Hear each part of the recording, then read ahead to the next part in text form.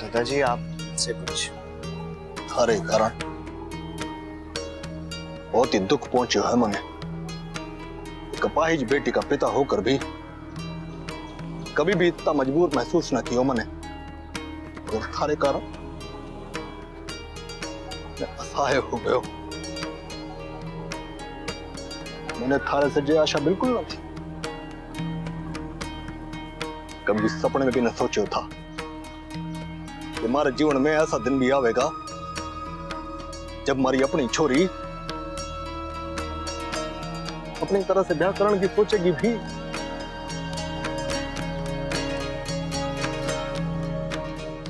मैं टूट गयो।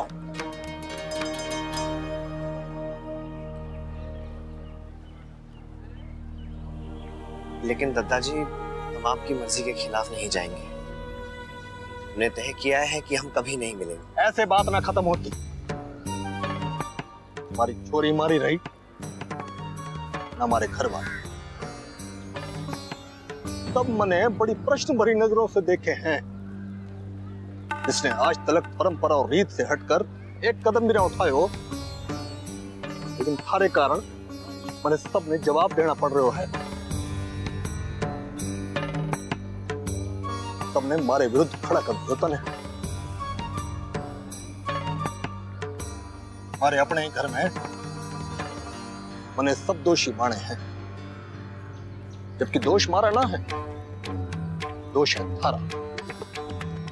अरे और कोई बात होती ना मैं जान भी देता, पर जब महेंद्र प्रताप की रानिया की इकलौती छोरी की जिंदगी का सवाल है, समझा?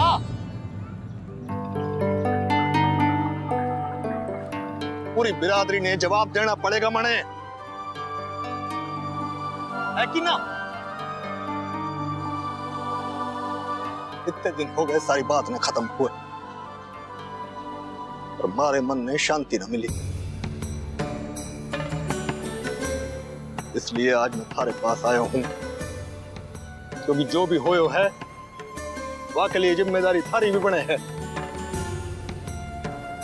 इसलिए तू अब उस जिम्मेदारी ने निभा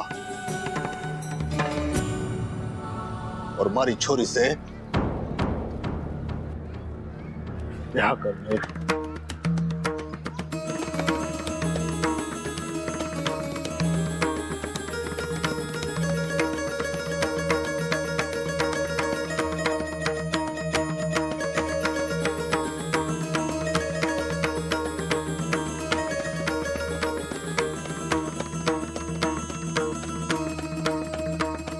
माँ,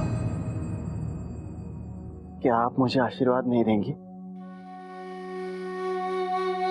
अपने जीवन का पहला काम शुरू करने जा रहा हूँ।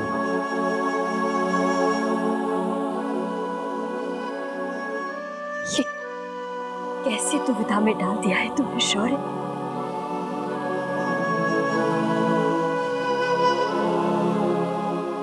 माँ के मन की परीक्षा मत ले। एक तरफ तेरे बाबूजी है तो दूसरी तरफ तू। मुझे दो टुकड़ों में मत बांटो। इस समय मुझे कितनी तकलीफ हो रही है ये तू सोच भी नहीं सकता। क्यों आया है दिन मेरे जीवन में? दीदी,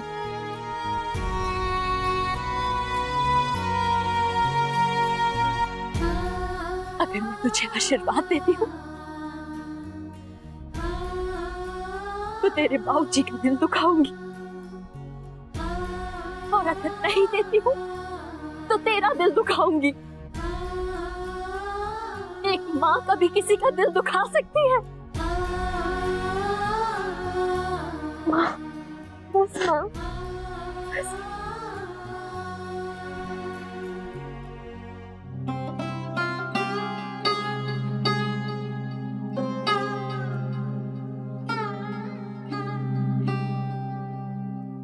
माँ प्लीज मुझे समझिए, मुझे नौकरी करनी ही होगी, मेरे लिए बहुत जरूरी है, वरना मैं ये कोशिश क्यों करता माँ?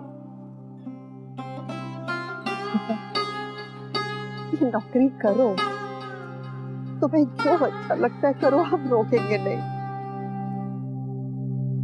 पर बेटा ये नौकरी इस घर में रहकर करो, यहाँ से जाकर क्यों? हाँ शौर्य, इस घर से जाने की बात सोची भी कैसे तूने? बेटा तेरी इच्छा मैं समझ सकती हूँ, पर इस घर से जाकर क्यों? अपनी माँ के दिल को इतना परेशान करके क्यों बेटा? हमारे प्राण किसे बचते हैं? हाँ शौर्य, सारी बातों को भूल जा, वरना ये घर बिखर जाएगा। ये घर घर नहीं रहेगा शौर्य। मैं कहाँ जाना चाहता हूँ? इस घर को अपना समझ के तो मैं बड़ा हुआ हूँ। आप लोगों के बिना मेरा परिवार अधूरा है। लेकिन बाबूजी समझते हैं कि शौर्य को तो सब कुछ बना बनाया नहीं, इसलिए वो गैर जिम्मेदार है। पर अपने बिजनेस को आगे बढ़ाने में, खड़ा करने में मैंने कोई मेहनत नहीं की है, इसलिए मैं लापरवाह हूँ। वो ऐसा बिल्कुल नहीं सोचते माँ, मैं जानता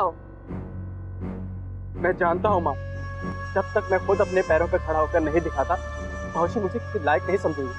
उन्हें मेरी काबिलियत पे शक ही रहेगा, और शायद इसीलिए मेरा यहाँ से जाना जरूरी है। वरना उनके प्रभाव में रहूंगा तो शायद कोई काम नहीं कर पाऊंगा।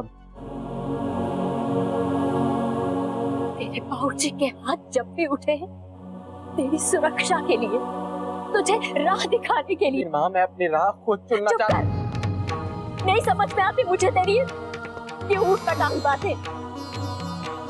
और एक बार कान खोलकर सुन ले शौर्य, तू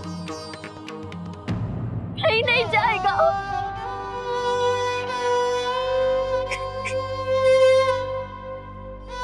शांत मन से सोच, तुझे हमारी बात समझ में आएगी।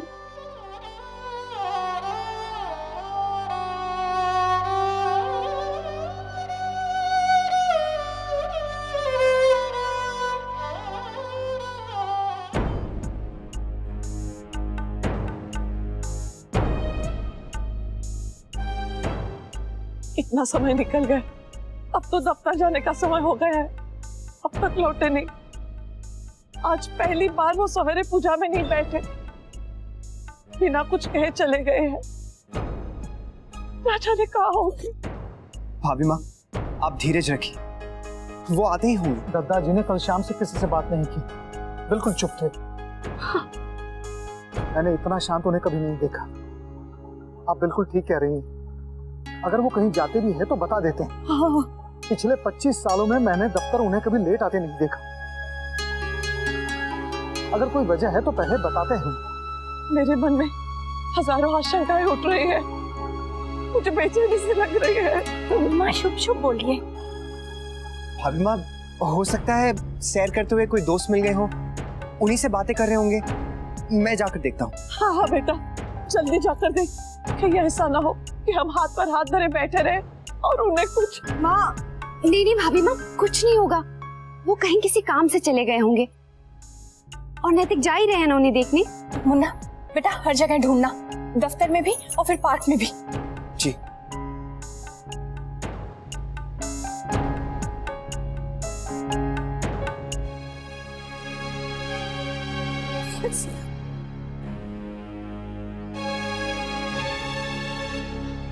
नैतिक,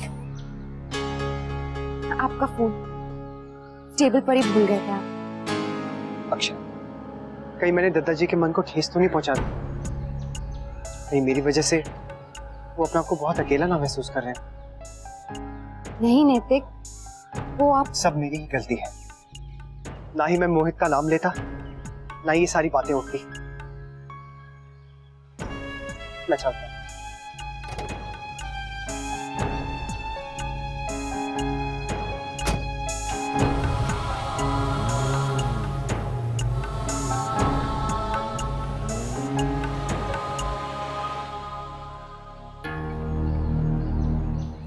आज हमारी छोरी ने हमारी मान की खातिर, हमारे स्नेह में, हमारी खुशी की खातिर अपनी इच्छा त्याग दी। तुम्हारा कर्तव्य के बने है। अरे मारा मान भी इसी में है। मैं ऐसी बेटी की हर खुशी पूरी करूं। आज वाह के स्नेह ने मने मजबूर कर दियो, वाह के सदविचार ने मारा सीना चौड़ा कर दियो। अरे मैं वाह की खुशी की खातिर पूरी दुनिया से टकरा सकूं।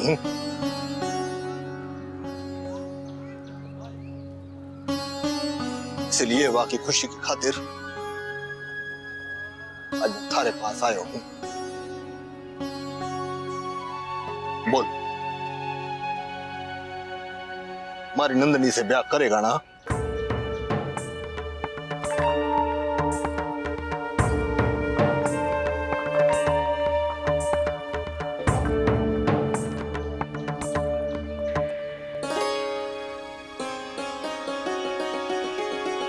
अब मने इस रिश्ते से कोई आपत्ति ना है। पिताजी,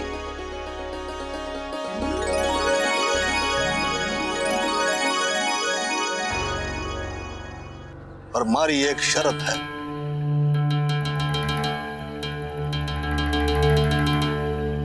क्या शर्त? अगर तुम्हारी नंदनी से ब्याह करना चाहे है तो तने मारा घर जमाई बनना पड़ेगा।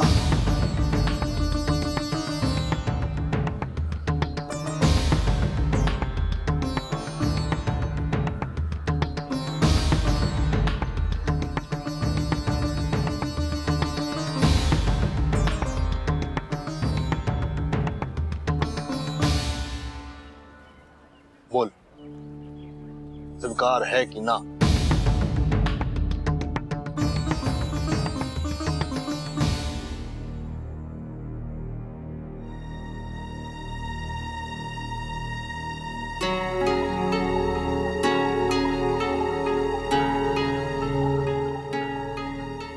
बाबूजी,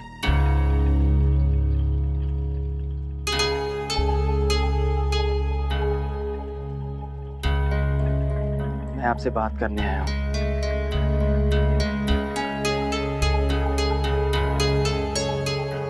क्या आपके पास समय है?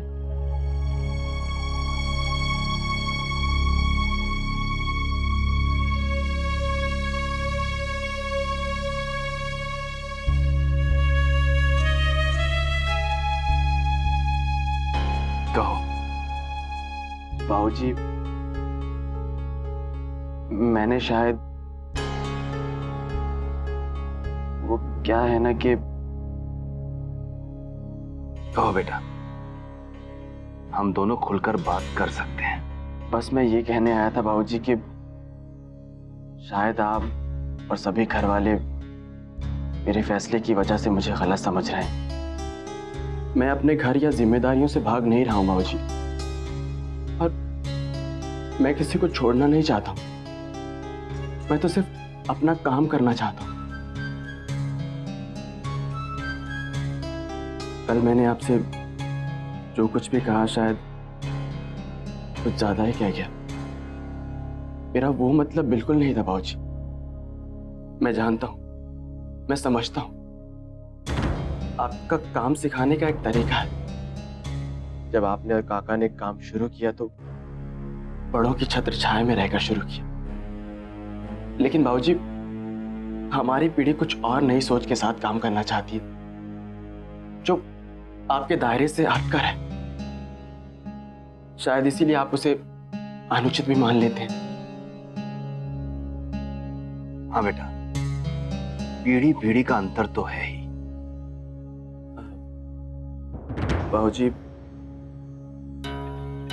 मैं ये पूछने आया था कि क्या मैं और वर्षा इस घर से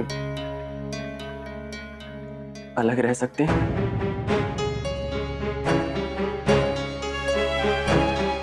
ताकि अपनी निजी जिंदगी में अपने फैसले मैं और वर्षा मिलकर ले सकें, अपनी जिम्मेदारियों को समझें। हो सकता है मैं गलतियां भी करूं। हम लड़खड़ाए भी तो अपनी कोशिशों से संभल जाए, इससे हमें ज्यादा खुशी होगी बाबूजी। लेकिन एक बात ये भी सच है कि मैं अपने आप को आपसे अलग कभी नहीं मानूंगा।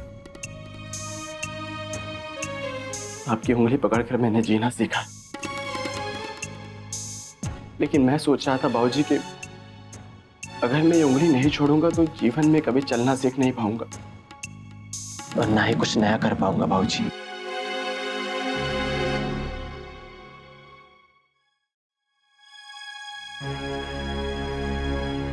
घर में सभी लोग मुझे स्वार्थी समझ रहे हैं, लेकिन बाबूजी इसमें मेरा स्वाभिमान छिपा है। अपने पैरों पर खड़े होने की इच्छा का मतलब ये तो नहीं निकाला जा सकता कि मुझे किसी की जरूरत ही नहीं है। बस यही एक बारीक सी रेखा खिंच गई, जिसे मैं सबको दिखा नहीं पा रहा हूं, जो मेरे सही को आपके सही से अलग कर दी। लेकिन मुझे पूरा विश्वास है कि मेरे बाबूजी मुझे जरूर समझेंगे। बेटा, इस सब के बीच रिश्ते नाते वो कहाँ आते हैं? इसीलिए तो मैं आपके पास आया हूं बाबूजी। मैं आपका बेटा हूं, मुझे इस वक्त बहुत तकलीफ हो रही है। एक अजीब सी दुविधा में फंस गया हूं मैं बाबूजी। मैं जानना चाहता हूं बाबूजी कि क्या मैं जो करने जा रहा हूं वो सही है? आपकी बात मेरे लिए पत्थर की लकीर होगी बाबूजी। बाबूजी, मैं किसी भी अंतिम फैसले पर पहुंचने से पहले आपसे ये कहना चाहता हूं कि मैं किसी को दुख पहुंचाना नहीं चाहता। आपके साथ एक सुरक्षित जीवन जिया है मैंने, लेकिन बाबूजी, अगर परिंदे को उड़ान भरनी है तो उसे अपनी टहनियों पर आना होगा, साएदार पेड़ों को छोड़ना होगा, तभी वो उड़ पाते हैं।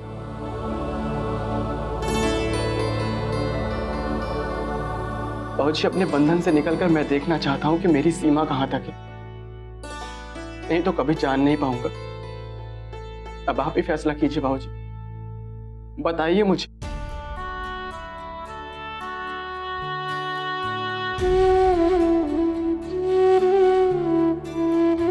शौर्य, बेटा, हम तुम्हारी भावनाओं को समझते हैं, तुम्हारी मंशा को भी, लेकिन बेटा, अगर सारे फैसले तुम्हें खुद ही लेने तो ये फैसला भी तुम्हारा ही होगा।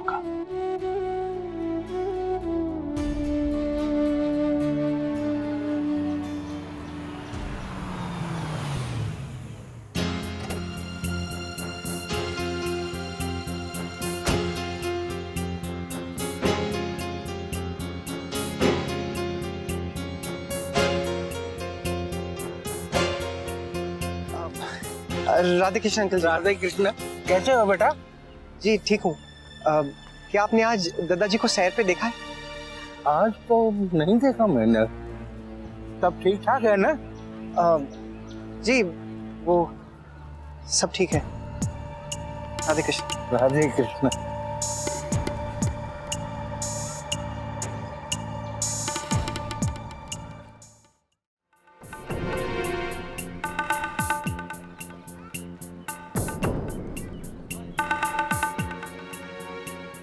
ऑफिस फोन करके पूछता हूँ, शायद ऑफिस पहुंच गए हो, ये इनको पता होगा। अब राकेश, क्या दादाजी ऑफिस आए हैं? नहीं है? अरे मेरे कैबिन में देखो, शायद वहां बैठे हो।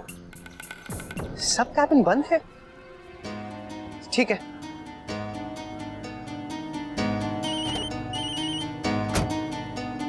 तो घर से फोन है। अब हेलो, कुछ पता चला बेटा? भाभी माँ, मैं यहाँ पर देख ही रहा हूँ, बाकी लोगों से भी पता कर रहा हूँ। आप प्लीज फिक्र मत कीजिए, मैं आपको थोड़ी देर में फिर फोन करता हूँ। हाँ हाँ मुन्ना, मैं तुम्हारे फोन का ही इंतजार कर रही हूँ। जी भाभी माँ। दत्ता जी, आप कहाँ चले गए? तो घर से भी फोन आ रहे हैं, सबसे मैं क्या कहूँ? देखो चेतन है,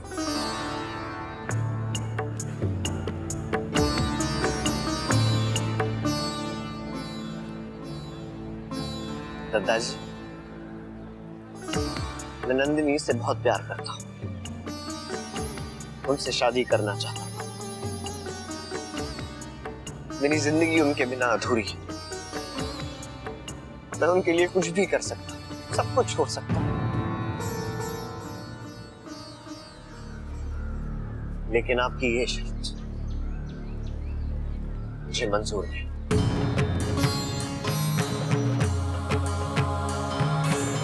कभी नहीं।